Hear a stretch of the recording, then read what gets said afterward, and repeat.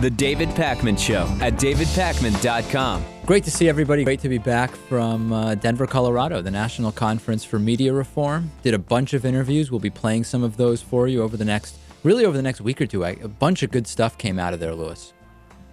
Oh, great. Very good, Louis. We're doing a show, by the way. What is that? Why you asleep or something? Louis got coffee today. He rarely gets coffee.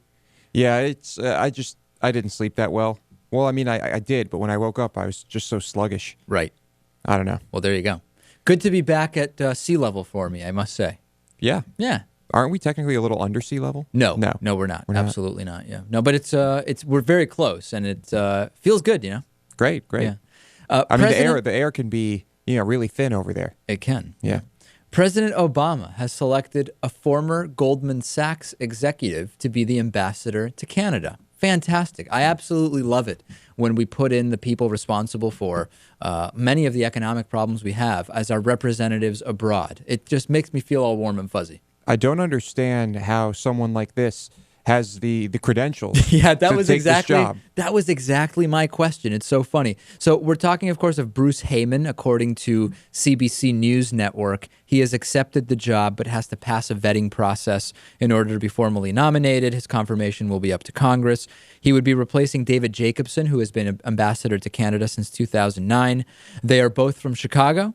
They are high-level fundraisers to Barack Obama. And Heyman and his wife Vicky raised more than $1 million for President Obama and were on his National Finance Committee. You know, I talked to John Nichols of The Nation when I was in Denver, and we'll have that interview. And he talks about the book he co-wrote with Bob McChesney about the dollarocracy. Essentially, we don't have a democracy, we have a dollarocracy, which means the more money you earn, the more money you spend, the more power and clout you have politically. And that's basically what this is. Raised $1 million for Obama, runs a private wealth fund at Goldman Sachs, and a lot of his responsibility includes parts of Canada. And it's Wall Street government. That's what we have here, ladies and gentlemen. I can think of only two reasons, other than just Wall Street government, that this guy would be elected to this job. Not really even elected, assigned to this job. Yeah. One, we're secretly trying to buy Canada. Unlikely. Yeah. Or two, no, you know what? I lost my train of thought. Well, I think I know what you were going to say, and I don't even want you to say it. Okay. Let's go with that. You lost your train of thought. Sure. Let's back up. The last thing we want is Louis saying what he was about to say. Well, no. Or this is just, give us a way to keep Republicans happy. Say, hey, look, bipartisanship. Look, look what but he's an Obama fundraiser. He's not really, but he's bipartisan in the sense that he's equally corrupt, I guess. Right. I can think of one additional reason where this would make sense, and it wouldn't be just another example of the revolving door that we always talk about lobbyists. And that would be to say, well, to actually pass financial legislation or a budget, you need the support of big business, you need the support of Wall Street, and this guy is an insider. And it's just the argument they always use. We need an insider to convince them of our policies. It would confirm the system is corrupt. So ambassadors are representatives of their country's top executive, in this case, Barack Obama. Does this mean that when it comes to Canada, the best representative for President Obama is somebody from Goldman Sachs? It's disturbing. We have a corrupt system. We have an interesting poll. This is really so funny. From Public Policy Polling, about 20 different conspiracy theories where they ask people, give us your thoughts on which of these conspiracy theories do you believe to be true, and let's just analyze this. And it is pretty incredible. So let's look at some of these. We can put the graphic up for people in the ton. 37% of voters believe that global warming is a hoax, okay? Republicans, of course, think that it is a hoax by a far larger margin. Only 11% of Democrats believe that global warming and climate change are a hoax. So let's rank these from high to low. 51% of respondents think that John F. Kennedy's death was a larger conspiracy than the official story. 44% Bush intentionally misled us on Iraq having weapons of mass destruction. 37% global warming is a hoax. 28% of respondents think that Saddam Hussein was involved in the 9/11 attacks, and also 28% think that the New World Order is real. 21% believe that a UFO crashed in Roswell, New Mexico in 1947. 15% believe that Big Pharma invents diseases to make money. 14% believe in Bigfoot. 13% believe President Obama is literally the Antichrist. 11% of respondents believe that the government allowed 9/11 to happen. And here we get into some interesting ones. 9% believe that the government adds fluoride to water for sinister reasons. 7% of Americans believe that the moon landing was fake. And 6% of Americans believe that Osama bin Laden is still alive. Which of these, Lewis, is most surprising to you, either in how high or how low it is? That's tough. So many of these are really shocking. I don't know. I don't know. Natan, how about you? I'm not really surprised. In fact, I kind of like the fact that only 6% of people think bin Laden's still alive. I would have guessed higher. I actually would have too. I'm surprised that it's that low because given the amount of play that type of theory gets in the media and on blogs in so many places, I would have thought more than 6% of Americans believe that Osama bin Laden still lives. Yeah, I guess considering the rest of these numbers, that seems kind of low. 29% believe that aliens exist. Now, the thing is, if you include the entire universe, like does life exist anywhere in the universe other than on Earth? 98% or more of astronomers and biologists would agree with that. So is that really a conspiracy? But then if you're saying, do aliens exist and they've visited us on Earth and They people have kidnap been people. abducted, that type of thing. Yeah. Exactly. So that, I guess, would be more conspiratorial. But it's kind of unclear from how the question is asked in the survey. Right. And then I'm trying to think what else I wanted to talk about. Well, the other thing is, how many of these do we believe are kind of media-driven conspiracies, and how many are money-driven conspiracies? And then are there any here that are just kind of misunderstandings? So, for example, Bush intentionally misled the U.S. on Iraq having weapons of mass destruction. That's not really a conspiracy. In other words, we kind of know that appears to be the case. We've had so many conversations and people testifying that they were kind of pushed into creating this narrative that nobody really thought that Even the man who was giving that narrative himself. even the man, Colin Powell, giving that narrative. So I guess I question whether that's really a conspiracy theory. It's interesting to see all of these ideas kind of in this one poll, but I don't know that I even agree with the characterization of some of these as conspiracies. Yeah. I mean, let's just say we would leave some of these questions out or rephrase them. I think so. Yeah. I think so. But in any case, very interesting stuff. That's public policy polling. You can look at the entire text of the poll online, and I encourage you to do that because it is pretty interesting. Vladimir Putin was confronted by a topless protester. This is interesting. Did you hear about this, Lewis? The most interesting thing, by the way, is not what was written on the protester's back, but the look on Vladimir Putin's face, who looks absolutely compelled by what's taking place there. I hear the ladies really love Putin over there. It's true. The Russian president was confronted, and he said, even though there was an obscene slogan insulting him on the woman's back, he says that he liked it. That's not a parody. It's not from The Onion. He liked it. I think he likes attention. Maybe so. Yeah. The women were members of the feminist group Femin, which has staged a number of these topless protests against the sex industry, against religious institutions. And afterwards, this is just so funny. I don't know if it's funny or disturbing.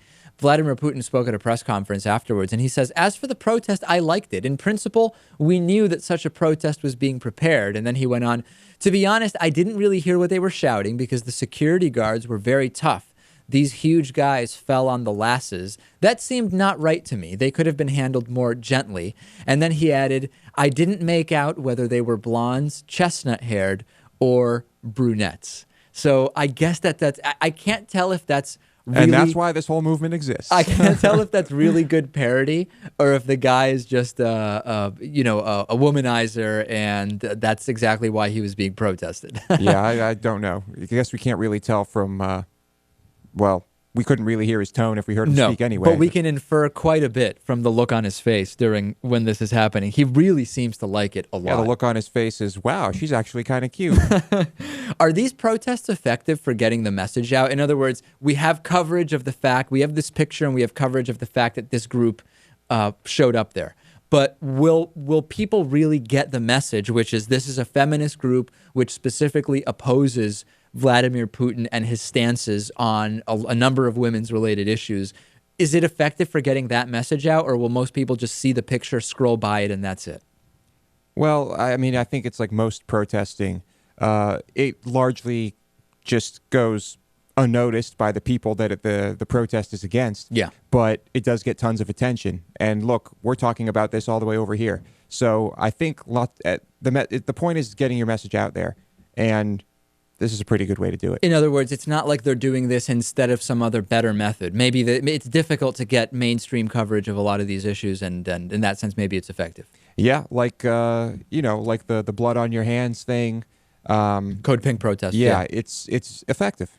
We talked to you last week about the Arkansas oil spill, and we had video of a man driving down his neighborhood and just seeing crude oil gushing. We now have more pictures. We have video, and it appears that the oil spill has now diverted into a wetland area nearby in Arkansas. So we talked to you initially about the oil spill. I did a follow-up story where I told you that because of a technicality that was created by lobbyists, what was being transported by this Exxon pipeline is not considered oil. In other words, because of the state in which it is being transported, it doesn't qualify as so-called oil, and therefore Exxon does not have to pay into a fund which is then used for cleaning up this type of stuff. That's where we were at the end of last week, Lewis. Right. Now we know, or at least we're getting pretty compelling video, which I'll show you, that the oil spill has reached a wetland. Activists with the group Tar Sands Blockade put this video together. It appears that the oil has been diverted from the residential neighborhood into a wetland area. It's not clear whether this was intentional. As usual, ExxonMobil is not giving us any information about what is actually going on. Let's take a look at a little bit of the video here and give you a sense for what's going on there.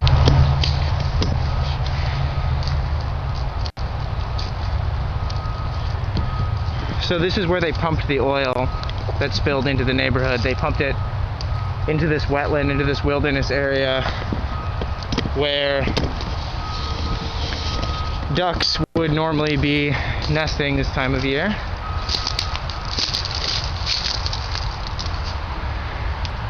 I don't know what they plan to do with it now they pumped it here.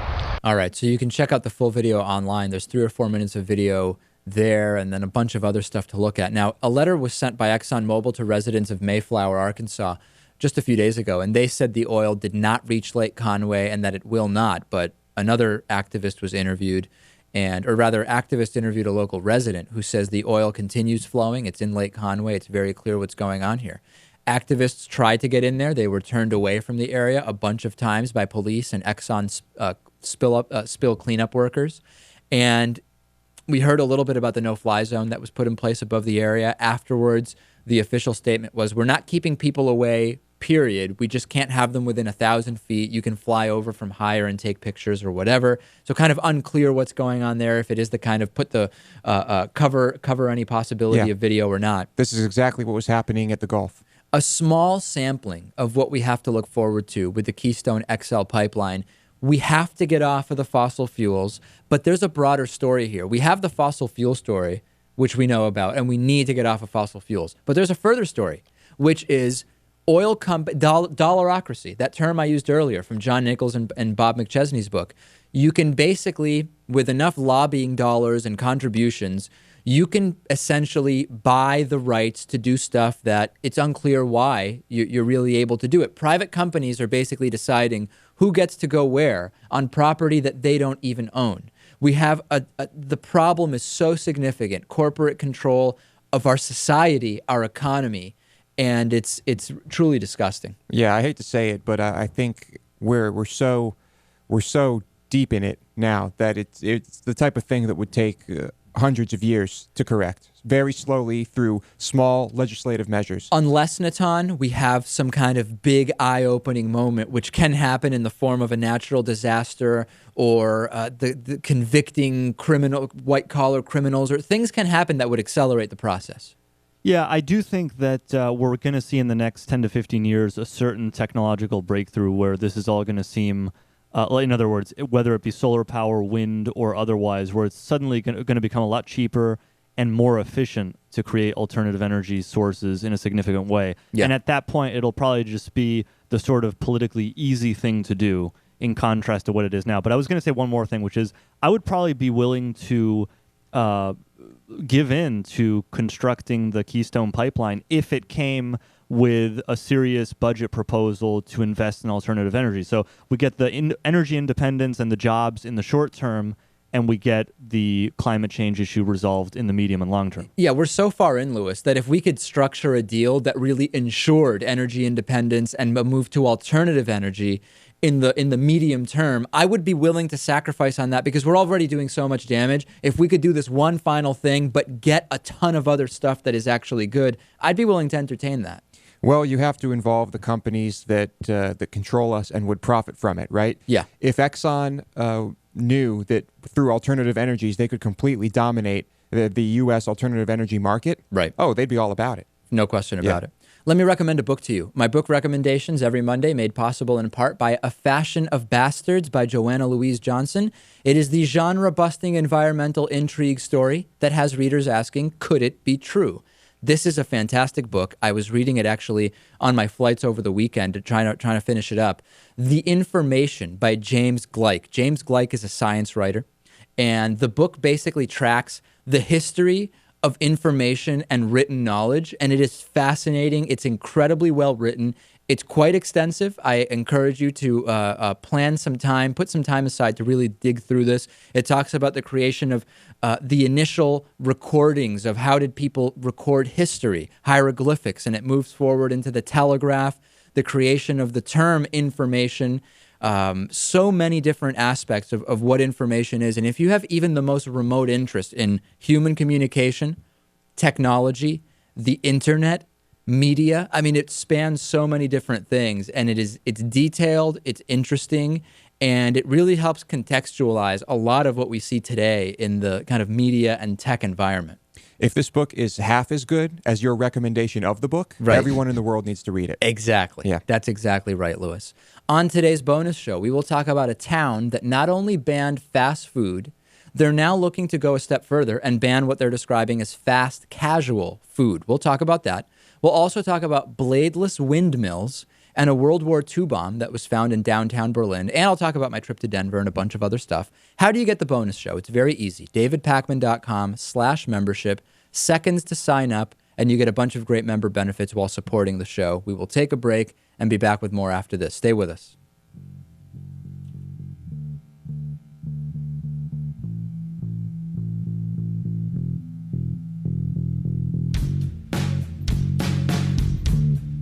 The David Pakman Show at davidpakman.com.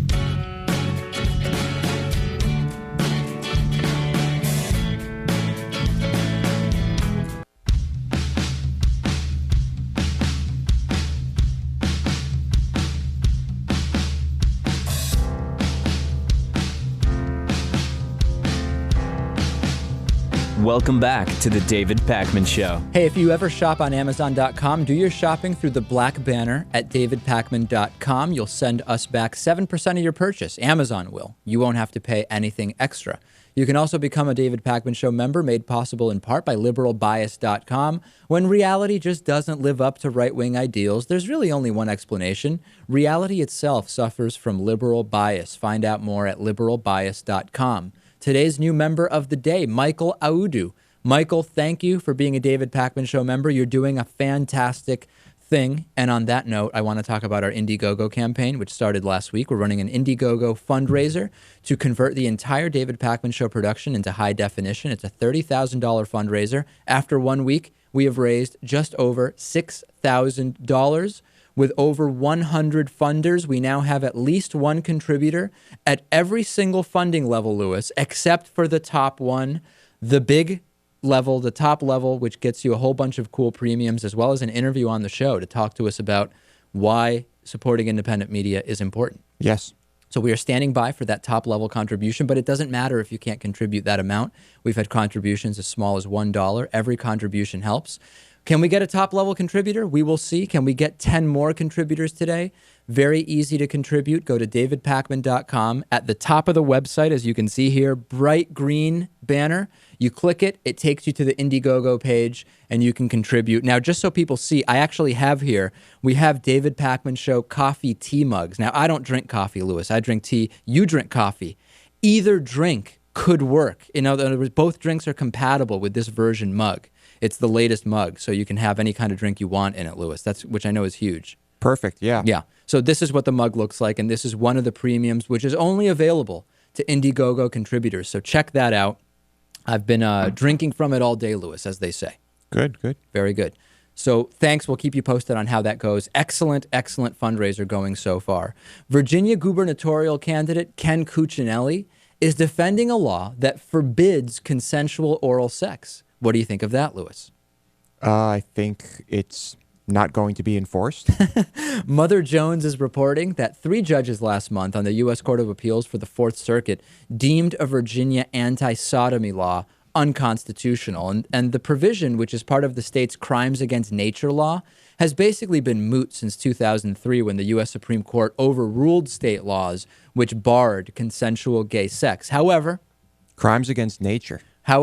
Virginia kept the prohibition on the books. And now the Attorney General of Virginia, who's also, of course, a Republican gubernatorial candidate, Ken Cuccinelli, is asking for that Fourth Circuit to reconsider the case. He says he wants to revive the prohibition on consensual anal and oral sex for both gay and straight people, Lewis. He's not discriminating in that sense. That's good. That's good. If nothing else, he's not discriminating.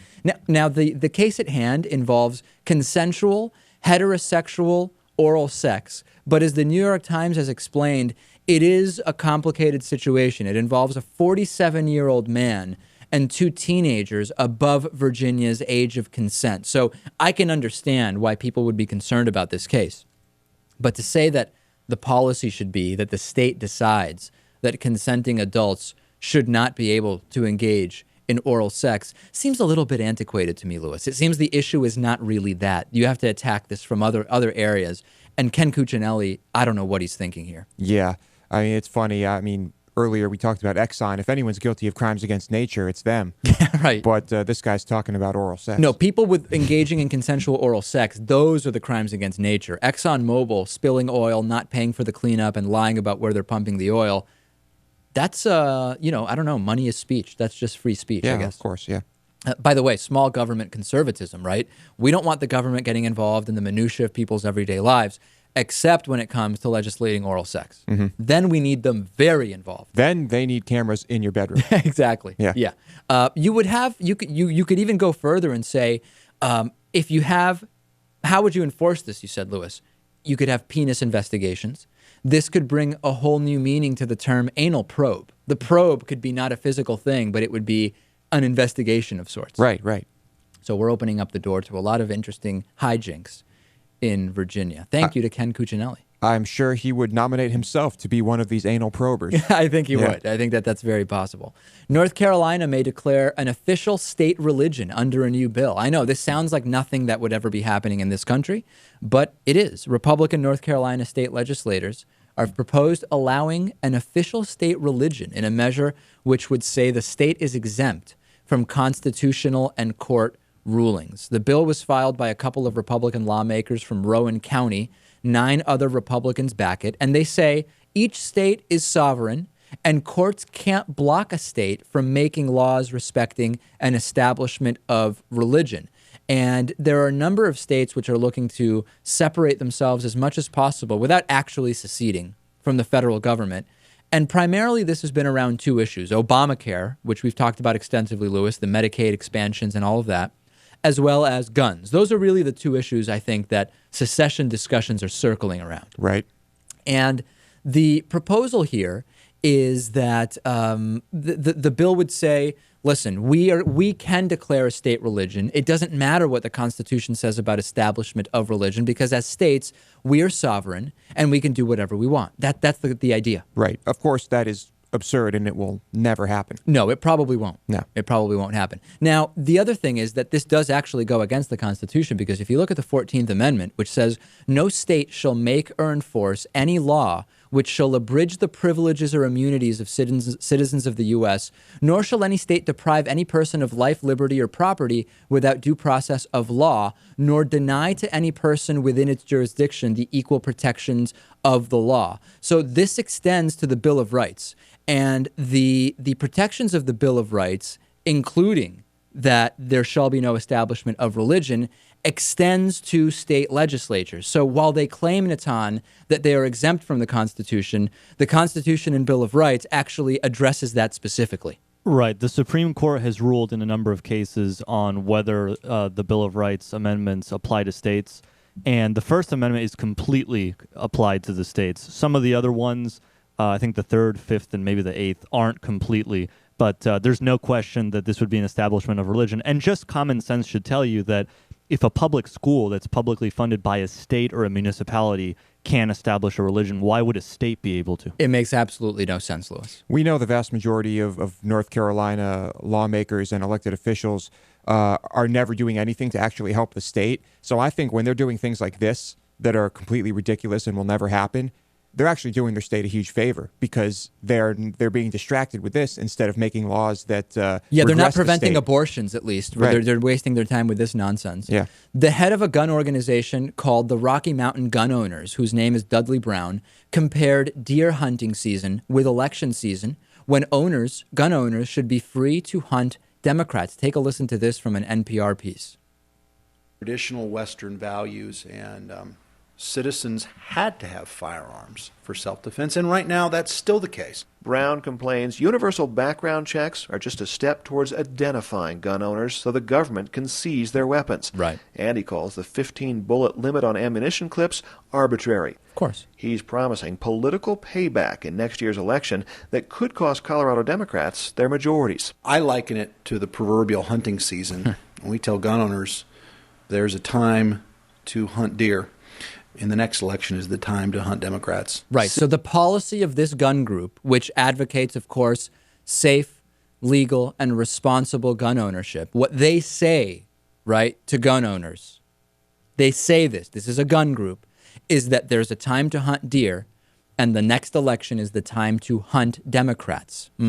This is not a new analogy on the Republican side. Sarah Palin with her famous crosshairs, we've talked about that, over vulnerable Democratic districts. Did these people learn nothing from the Gabby Giffords shooting and that there is actual real consequences, real life consequences to this type of rhetoric? Yeah, you have to be careful with your language. Maybe this is exactly what they're trying to invoke, is some type of violence against those politicians. I don't know. Either acutely trying to do it or just not caring if it happens to be a side effect. Both are equally bad. Right. Facebook.com/David Pakman Show. Join us on Facebook. Give us a like. Closing in on 20,000 Facebook likes. We'll take a break. Next, are the social conservatives ready to admit they are losing the war here? Losing every battle, and by definition, the war to keep this country going backwards? That's next. You're not going to want to miss this interview.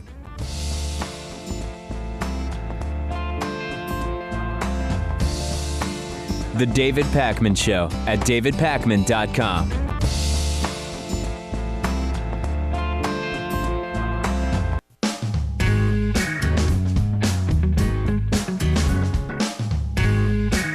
Welcome back to the David Pakman Show.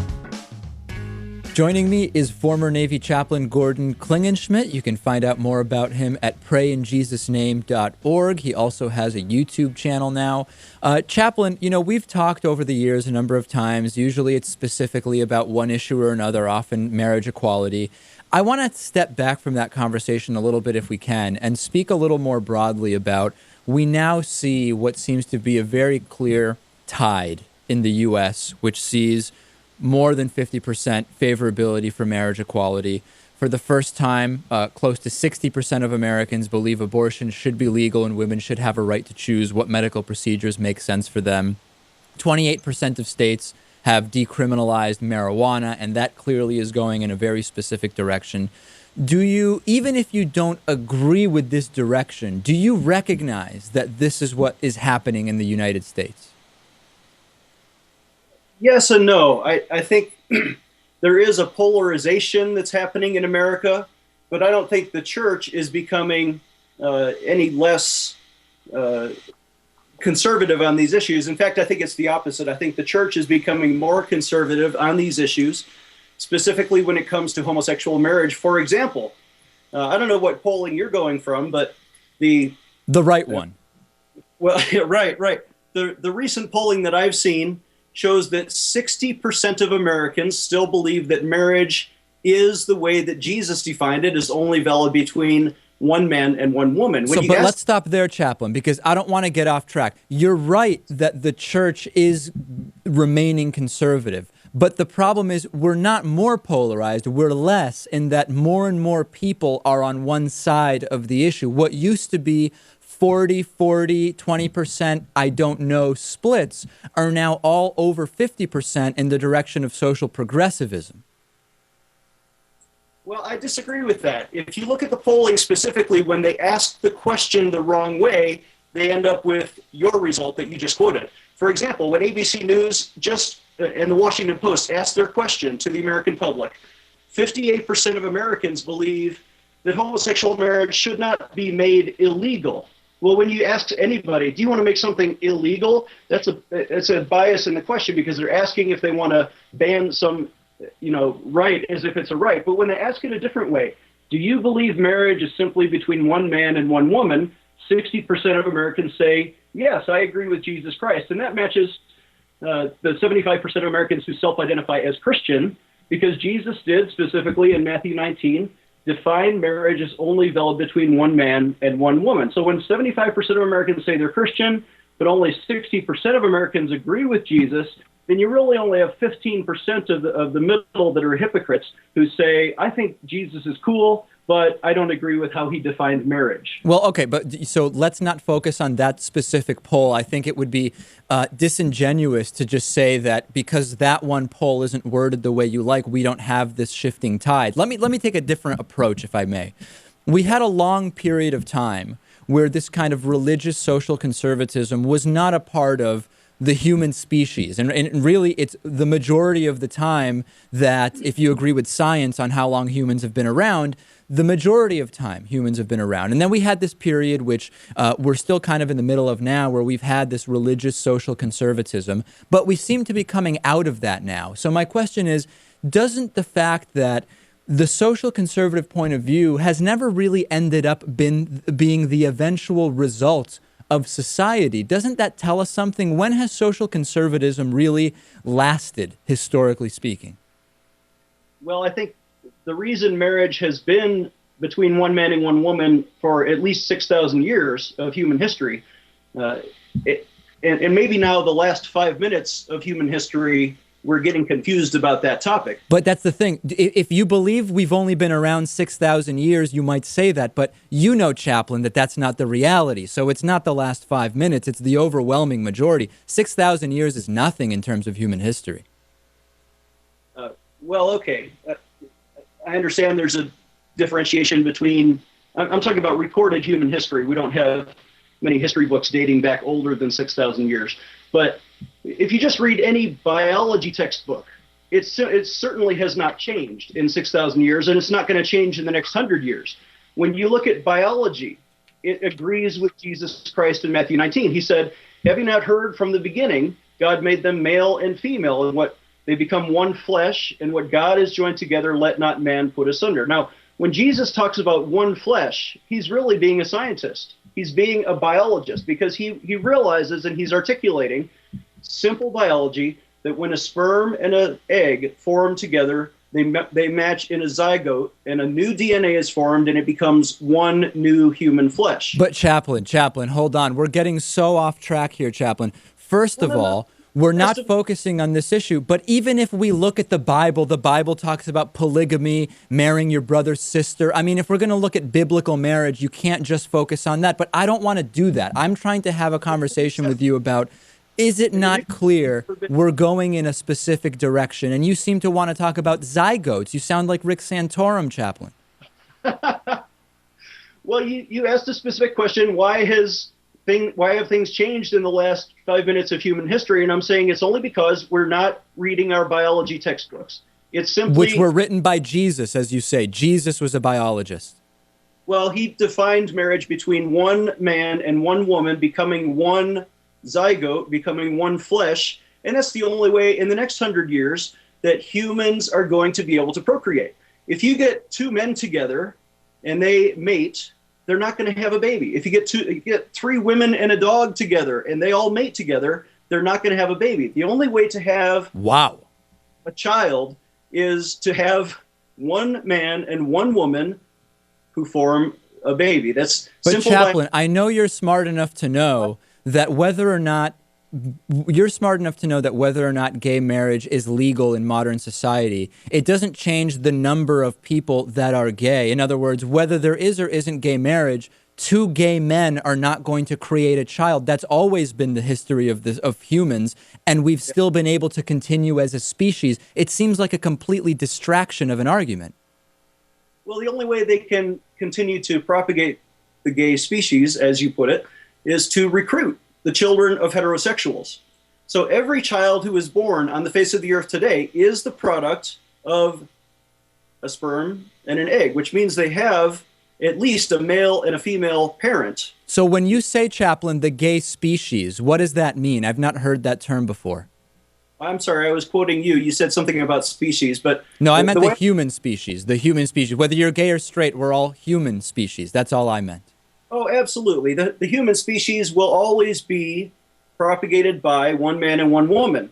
But the fact that we have homosexuals today is simply a demonstration that it's only possible to become homosexual by being recruited. Okay, but Chaplain, this is silly, and this is not going to resonate with our audience. I really want. I'm disappointed because I wanted to have more of a broader conversation about the direction of society, and you're calling Jesus a biologist and comparing gay marriage to a woman marrying a dog, which is offensive and crazy. Okay, well, let me get back to the original question you asked. Yes, let's do that.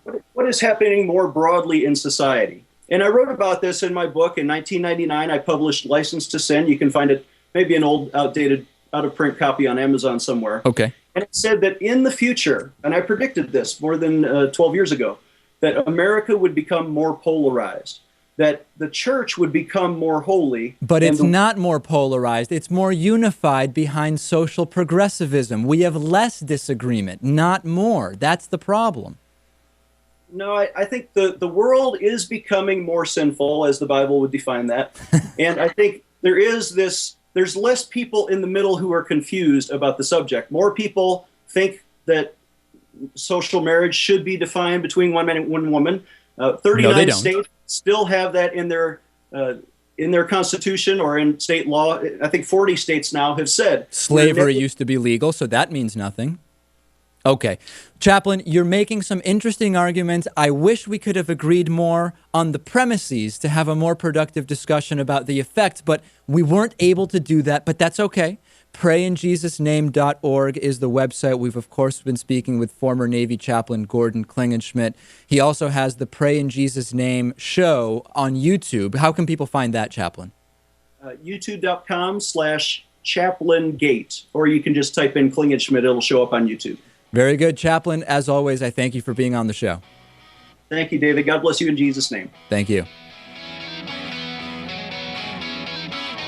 The David Pakman Show at davidpakman.com.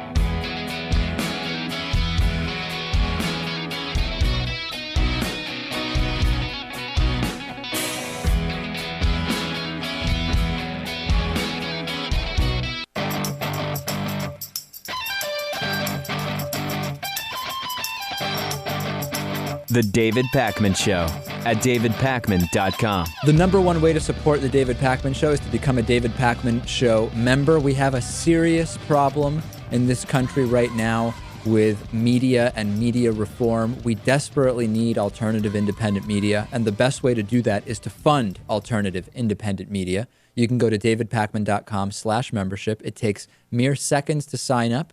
We have yearly and monthly subscriptions. You get a ton of great benefits, and it supports the show directly.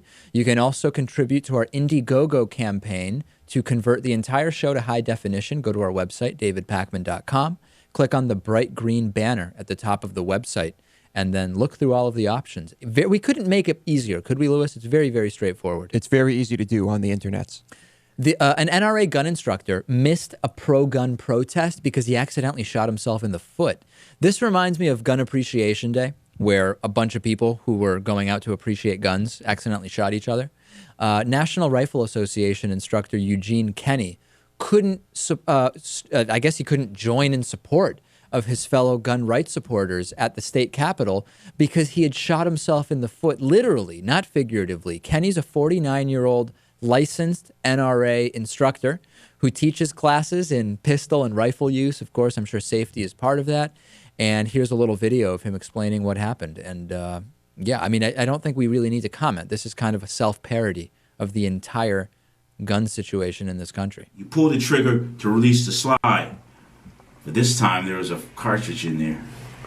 And bang. Oh my God. So what happened? Huh? Would it hit your toe or what? Your left foot? It hit my ankle. Oh my God, that must have hurt. You think? So what'd you do? Huh? What'd you do? I went to the hospital. So Pulled what you that, did? pulled that down, pulled the trigger, and bang. So if I'm in your class, you're going to tell me the thing you did right was you didn't point it at you. Tell me the things you did wrong. What I did wrong, I didn't check the chamber to make sure there was no ammunition. In the Wow. The look on this guy's face would make me incredibly scared to think that when the NRA talks about gun safety classes, you show up and it's this guy teaching it. The thing he did wrong was the number one thing you're supposed to check every time. Yeah, but I mean, Lewis, he's a gun instructor. He does it so many times that statistically speaking, he's going to mess up eventually, right? And what are people going to say? Well, of course, of all the gun instructors out there, there's bound to be a couple incompetent ones, but I would argue that it's more than a handful. The New Haven Independent is reporting that the detectives are still investigating the theft of a safe last November from Kenny's apartment. It contained around 10 guns, mostly handguns, plus a rifle as well. He lost about $8,000 worth of firearms. This inspires confidence. I'm glad that we now have at least a little bit of information about those responsible gun owners teaching those safety classes which prevent anybody from accidentally shooting themselves or somebody else after they've taken them. At least one story a week of someone shooting someone else, killing someone else, or hurting themselves somehow due to negligent firearm use. Yeah. Yeah. Let's go to voicemail. We have a voicemail line. It's available to you 24 hours a day. The number is 2192-DAVID-P. 2192-DAVID-P. The Eggman has huge news. This is huge because you know the Eggman has children and sometimes they call the show. Listen to this. Shalom, see the Purim. Anyway, look, I had a vasectomy this weekend. I am making no more little egg babies anymore. That's why I need you guys to reproduce, okay? Love you guys, man. I'm forcing a whole bunch of new friends of mine to watch your show now. And you guys are great. So, you know the Eggman loves you guys. Shalom. Tom? You're great, Natan. You know that. I don't forget about you, brother. We're there. Bye-bye. All right.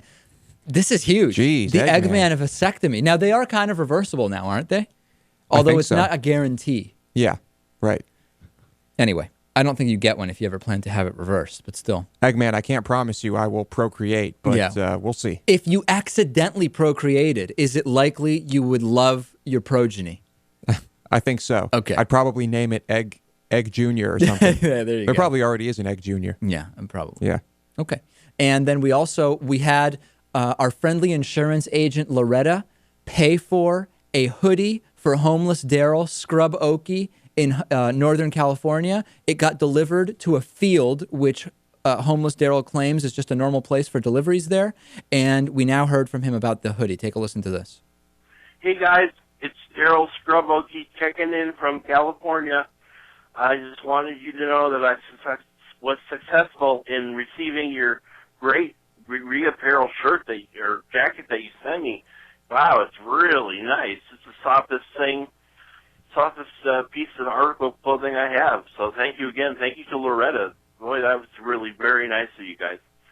I also wanted to tell you that our tree sit up here has been busted by our highway patrol people. All right, so then he gets into a lot of very, very, very hyper-local stuff that I don't think is pertinent to most of our audience. But we've done it, Lewis. The hoodie, the zip hoodie in charcoal has been successfully delivered to Scrub Okie Daryl in Northern California, where we have, of course, a radio affiliate in Ukiah, California. Daryl, good luck with whatever you're planting over there. I mean, it seems like it's an uphill battle. Yeah. There you go. So there's our voicemail number again to you, available 219-2-DAVID-P. Please become a member.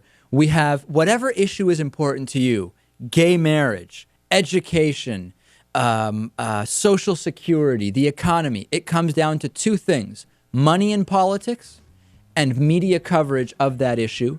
And to be honest, media coverage often comes down also to money in politics, meaning it all comes down to media, Lewis. DavidPakman.com/membership. Become a member. We'll see you tomorrow, 2 p.m. Eastern.